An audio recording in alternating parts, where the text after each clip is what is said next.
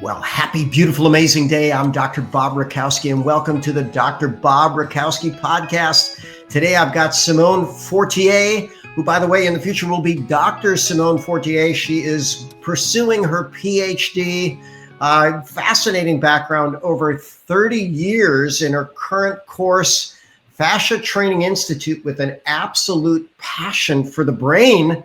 So let's turn back the clock. How did you get to where you are now? Where do you want to start? Do you want to start 30 years ago, 40 years ago, 15 years ago? Take us on your journey. The journey's been a really cool and I guess segued journey. So I started off, actually, I really wanted to go to law school. So when I was 10 years old, I wanted to be a lawyer. So I knew a couple of things. One, I would be a lawyer, always be an entrepreneur, and I would live in the Southwest United States. So I live in the Southwest United States. Where were you living at the time that you made up your mind for that? I was in Calgary. Okay. All right. So, yeah. So you figured that out pretty early. You made it happen. Okay. Keep going. It was just, so that's one of the things too of my things that I don't share, but I'm sharing on your show, is that I have a strong sense of intuition. I am a born healer, but I am also psychic. So I was just downloading and channeling really that information that I knew. I'm just like, okay. And when I went to university, I did pre-law. So I have that kind of brain. So I always say that because people in the medical profession or healing profession are usually, a bit softer. I have an edge. Good. Yeah, I want to talk about that for just a moment, because there might be some people listening that don't realize we all have that psychic potential. We're all tapped to infinite wisdom. Everything's available, every frequency to everybody, every moment in time. Some people either have an inherent gift or they've learned to tap in. When did you figure that out about you? And you're right. You are the first person that has that obvious gift that ever thought about becoming a lawyer. I've never heard of that before. That's so interesting. Well, because I was, okay. So I think everyone is born with that gift and different gifts. So we all have different gifts. I had the opportunity in my environment never to switch it off. So when kids say, oh my gosh, the cat's purple or the dog's purple, they might be looking at the aura of the animal. But the parent says, no, the cat's brown or black. So then there's an inherent distrust.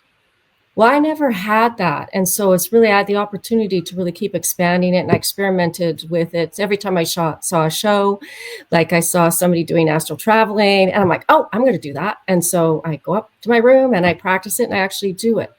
So and then I always collected data. So if I did something like that, I would see the results. So I was like collecting data my entire life. So I think it just gave my abilities more credibility to myself internally. And it's also helped on my journey. So I was like, where do I need to be? And what do I need to do? And so when I was in university, I was doing pre-law and also psychology. So neuropsych, clinical psychology. And I interviewed about 11 different lawyers because I wanted to do criminal law. This is where it comes in. I wanted to do criminal law because I wanted to defend and protect those that were wrong. But I interviewed these lawyers. They all looked 10 to 15 years older than they were. And they said I was too idealistic. So from that, I segue into, I had a car accident that I went to traditional treatments. And I was really 19 years old. And actually this physio or physical therapist was trained in England, and he did manual treatment that just healed me. And so I was like, that's interesting. So it also changed my direction. So although when I was 10, I was hyper-focused, my grades were straight A's in sciences. So if I had have gone and talked to counselors, they would have told me to go the route of being a medical doctor. But I was self-directing because of ADHD, hyperfixated. So I was like, no, I'm on this journey. So that being said, it segues to today. Because of my ADHD, my superpowers with that, my intuition, but I became hyper-focused. It prevented me from choosing the path that was actually the easiest path for me. I chose the harder path. And the harder path actually led me to the discovery of creating the treatments that I have now, and also my brain nutrition program. So I instantly, when I started working with people, I had an affinity for fascia. So I created lasting change, and this was before fascia was popular. And I was like, I didn't even know in the beginning what I was doing. I'm like, oh, I don't know. I'm just touching them, and they're healing. Well, let's take a step back, because Yeah. there's people, even though fascia envelops everything in our body and it connects everything, very few people know about it. So can we turn it back a little bit, give people a little intro to fascia, and then ultimately, what did you find out about it, and how did you determine that that's actually what you were working with? Yeah, so with mentors that were guiding me, that I was learning from privately, of really what that was. But what fascia is, it can be controversial because it is really kind of like last frontier that they're discovering about the body. So every time you open an anatomy book, there's muscles and there's bones, there's the nervous system. And back in the day, probably even up to about 15 years ago, they cut the fascia off when we looked at cadavers. So medical doctors or anyone doing a dissection didn't have the opportunity to experience it. So to them, it didn't exist. So that is, I'm always compassionate about why people simply don't know what they don't know, right? But who did discover it and work with it was surgeons. So dental surgeons actually did tremendous amount of research in Germany back in the day. And that's where the foundation really started. Like, what does this structure do? Because when a surgeon goes in and does a surgery, if they are an artist and they understand the fascia, the recovery is 100% better. But if they're a mechanic, they don't understand that, they cut the fascia, the body actually loses function. So, because it doesn't actually really repair. So fascia surrounds every cell, every atom, communicates faster to the brain than the nervous system because it is part of the brain. It's part of the extracellular matrix. So when it's one structure, it communicates to the entire body at once. And so what I'm teaching now, what my experience is fascia is an experience. You can look in a textbook and read the anatomy. It's not going to change really that much. It's two-dimensional, but when you actually start working with it, it's a live structure and it's highly receptive. But it also is really important to healing, performance, and also to how people are feeling. So That's response where is, that's where I want to get to. mhm, Let's go to each of those things. So okay. do you want to go with like brain cognition? You want to go with emotion? I want to go fascia and brain, which you already said it's an extension of the brain. So uh, actually, that's fascinating, because I didn't know that before. Even though I'm thinking of, we have this simple memory: nerve and skin, or ectoderm. And so it seems that it'd probably be part of the ectoderm. So yeah, it would make sense. It literally is an extension of the brain throughout the body. Very fascinating. All right, so let's Yeah. go to that. Give me your insights to that. So how's the fascia going to impact the brain? What happens to fascia? Let's go with that, and then let's connect it to everything else.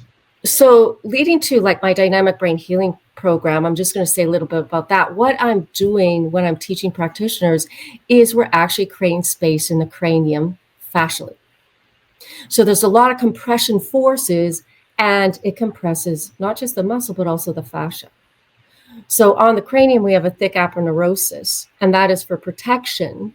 But as that gets more compressed, it can lose function. It can actually the fibers can actually attach to the brain itself, because fascia actually only stretches in one direction because it has elastin, but not very much. So when we're working with fascia, we're actually creating and removing fibers. So fascia is a living structure. It's always moving. It's floating inside the body. And so it's like a piece of artwork or a dance. And so we really want those fibers to come apart where they don't need to be. So in creating that space, the fascia, there was actually, so one study done on fascia on the tensile strength, and that was in the 60s. And they studied fascia, and they found that it totally could rip it apart at approximately like 7,500 pounds per square inch. Yes. So massive amount of strength. to do that. But it's physics too. So if you have an injury and physics comes in at a certain ankle, you can tear it. But most of the time, it just gets thicker and thicker and thicker, and more fascial fibers form on that to change to the function of a person. But in our everyday life, so to say in our everyday life, there's approximately 2,000 pounds per square inch on our fascia at any given moment. So it has the ability to adapt to those pressures, to allow the space inside of our body for movement. So if I move to this side, it allows the space for all my organs to move, and allows for cells to move and the vascular system to move. So it's the housing system of everything. So it directly communicates to everything inside the body as well as the brain. You mentioned you had a head injury, and you saw I guess a structural practitioner who did some structural work that you felt made a difference for your brain and your head injury, right? Am I hearing that right? What did they do? No, I created it. Oh, you created it. Interesting. I created it. I had the access to the best people in North America, and no one had a solution for me. Everyone had. Necessity is the mother of invention.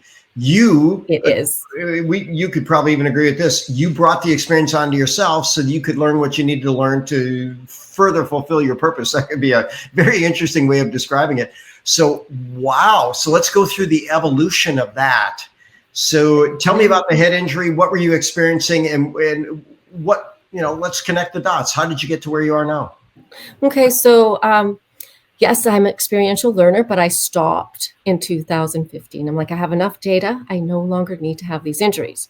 So because I have ADHD, what I discovered in reading 2,000 pieces of research for doing my program is that 85% of ADHD people are hypermobile. So that hypermobility leads to a lot of things. It could be colic as a child, digestion issues, but also too, falling downstairs, clumsiness, really hard to engage your core because you actually really have to engage your brain to move. Those kids appear lazier because it actually takes more effort for them to move, but eventually they'll become the best athletes. Yes, because the hypermobility people have that flow, that fluidity. They look really smooth in their sport. And so I had this hypermobility, ADHD. I had probably over 50 head injuries as a child. 50. 50. What in the world? Extreme sports, climbing, doing, a lot of wrestling. Actually, back in the day, I don't share this very often, but I got into a few scrimmages when I was little, and because I always protected the underdog. And so it just translated to, and I would just take risks and I wouldn't think about it. So I saw stars at least 50 times. So that being said, going into sports, and also I was in basketball, a few elbows to the head, that sort of thing. And then as I got older, I had 6 major car accidents. And then I had a snowboarding injury. So I had 6 major concussions as an adult. And how that transitioned really in 2003, I lost my hearing. I was deaf for 2 years. I had a lot of neurological damage. I didn't know right from left. What I was thinking, I couldn't articulate out. So if I was saying, oh, this is my occiput, and I'm like, no, but my brain couldn't say the right thing. And what was happening is my world was getting smaller and smaller. And I was isolating myself because I was exceptional at work, but I couldn't do anything else because that was in my long-term memory and it was innate. And I had a lot of QEEG, SPECT scans, and they're like, I don't even know how you're alive. And they said that must be the theta and your ability to access a higher being. Because they said your executive function, it's not even communicating. So I had QEEG. I had over 30 sessions of that. I had this treatment, that treatment, but there was no. You had 30 treatments of what? The QEEG. So it's like you can use it. So it's used for diagnosis, but you can actually use it to the frequency to stimulate your brain to communicate. Okay, so with the SPECT scan, just for people, you covered a lot that people may not have the background. It literally shows how the blood flow is to the brain, how the connections are, and they're suggesting the executive center, that which runs the show through all the traumas, was very much disconnected in your case. Correct. And how did you reconnect that? So it was interesting because I was like almost overrided my brain to access information from above. And that's what the doctor said to me, goes, that's the only way you're being able to function as highly as you are. And also too, I was starting. Okay, hang on now. So you had a doctor that realized that there's a mind above the mind. Yes. That's pretty rare. So talk about that for just a moment, because we talk about this thing called metacognition, stepping out of your body, yes, looking in, get out of the circumstance, looking down. I train with a grandmaster in martial arts, and he says, observe yourself performing the technique. And then you do that, and then you go, who's actually doing the observing? So what an epiphany. But you may have opened Pandora's box. We may have opened Pandora's box. It's going to be fun. Expanding people's brains. That's what we're doing today. Yeah, let's do that. So the doctor told you what? How did you interpret it? What did you do with it? Well, from that, so I went into so I was doing as much as I could with what I knew and what was available, but it still wasn't helping me. So internally, also what was happening, I was in a very dark place. So all I did was work. I'd go home, collapse, and I wanted to write my book, and I wanted to do all these things. I just was unable to do that. And what I didn't know but what I found out in the research is that my particular type of ADHD, especially with head injury, often has suicidal ideation. So I had suicidal ideation my entire life. And so I was thinking about, who would come to my funeral, or would anybody miss me? That was every day since I was 10. And with the head injuries, it gets darker. But my faith in God, my faith in really humanity, I would never do it, but my thoughts are there. And so and you look totally fine, you look functioning, and I looked amazing. Like nobody was saying that, couldn't see any of this was going on. And I was like, I have to do something, or I have to quit everything that I'm doing. That was the choice. And so I reached out to a few people, and I'm like, I need to be on this journey. And they just directed me into doing some research. I could do the research, which is interesting. It took me a long time because my reading abilities and all that were a bit slower. So okay, I'm just going to experiment. And I started working and doing some modalities. And then somebody just said, you need to teach this. So I wasn't even ready 15 years ago.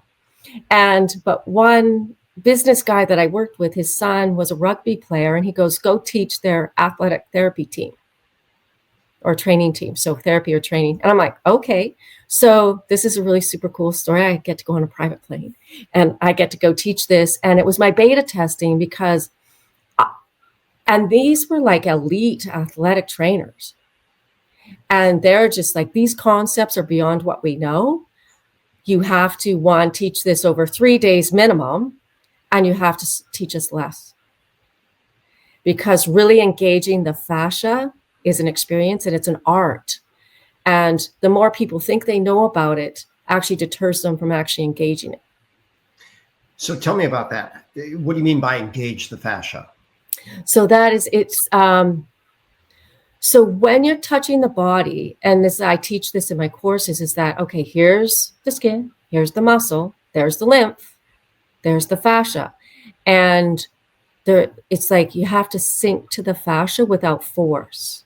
And I have this finesse is better than force, because there's a whole thought pattern out there that force is better. But I'm like, okay, nobody likes being told what to do, and neither does your fascia. So you can tell it, but there'll be a rebound effect, and it won't be optimal. So, and I'm saying this for the demographic I created this for, which is really, I say the 20%, those that have ADHD, multiple head injuries, no other treatment works for them. So the 80%, it really doesn't matter what modality you use. Their inner physician is going to kick in and going to really thrive with that treatment. So I have to make that very clear in my courses, because I'm talking about a very specific demographic that has been dismissed. I was dismissed. I was looked at as a malingerer. I went to Brain Injury Institute after Brain Injury Institute, and they said, we have no solution with you. Here's a paper on how to really work with your ADHD. And I did have one sports medicine doctor, and he said to me, goes, because you have your concussion, you are never allowed while you have it to do any ADHD medication. He goes, it would put your brain on fire. And I'm like, thank you for that, because that is true, because I've had some patients that's happened to and they're worse. And so that's the demographic that I created for, which was me, right? So I want to pivot to brain nutrition real quick before we do the part of the nutrition pivot I'm going to make. You know, my favorite nutraceutical is the world's healthiest coffee, bettercoffeeshop.com. We won the award as the best organic coffee in the world. No molds, no herbicides, insecticides, fungicides, mycotoxins, heavy metals, clean, pure, infused with reishi mushroom, which, by the way, is proven to have concussion benefit, anti-inflammatory benefit, detox benefit, etc. So, you know, what a journey, what a discovery. Let's pivot to brain nutrition. And by the way, I don't know if you went to one of the Amen clinics for your spec cans. I've probably read at least a dozen books by Daniel Amen. You know, he talked about taking these pictures of the brain, using nutrient and lifestyle to move it forward. But what have you found out about brain nutrition? Yeah, so what I found out for my demographic, that really the nutrition is opposite of everyone else. So the dosage, the timing, what they take is the opposite of everyone else. And so this is also too, when I'm working with functional medicine people, naturopaths, they're like, can you teach us? And I'm like, okay, I'll try and teach you. And they're like, no, they don't get it. They're just like, I'll just refer to you, because it is the opposite of what intrinsically you know. And so that's why it is something that is, I pioneered this, it's leading edge. It's catching on because it's helping those people that have been to Dr. Amen. They've spent anywhere from the $5,000 to $40,000, and they come away with an antidepressant. And that is happening more and more. I just have 5 people that just went there, and that's the solution. Wow. So what I discovered, I don't like hearing that at all. I hope that's I hope that's some rare exception, because it seemed like. So here's the thing. So why I hear about them is because they're the ones it doesn't work for. Okay, very good. Right? All right. So now the 80%, they're going there, they're rocking it, and they're getting the support they need. And so it's simply Dr. Amen doesn't know yet about this demographic. So he's picked his lane and he's having great success with it. So I'm eventually going to reach out to him and say, hey, this is a missing link. You might want to put it part of your education, because we're not competing. It's just like we're different markets. Yep. And so what I discovered is that blends don't work. So any nutrition that's blended with another nutrition in a bottle does not work for ADHD. You're right with your coffee. Any pesticides, anything makes their brain worse. So you have to be very particular about what brand they use and what they choose to put in. And it's simple nutrition. And so what I'm looking at is, so it's my lane. I'm looking at getting their brain out of fight or flight. Also, dealing with the ADHD. So I've discovered, after reading, again, thousands of papers, people have done this research, but they had no treatment. So I just synthesized it all and then looked really deeply into ADHD and concussion. What does their brain need? So I'm looking at a different neurotransmitter. So the medications look at dopamine, and a lot of natural things and natural medicines are looking at dopamine or serotonin. I'm not looking at those. I'm looking at 4 and how they interact with each other. So the most important one for ADHD and concussion, those 2 are the ones with persistent symptoms, is GABA. So I'm looking at the GABA, but how it correlates to dopamine, acetylcholine, and serotonin, and really going, okay, what is the dosage? What is the timing? And, for them, it's very specific in when they take it, but it's the precursor to getting that GABA into the brain. So they're producing GABA. They can't go out and take GABA. They don't need it.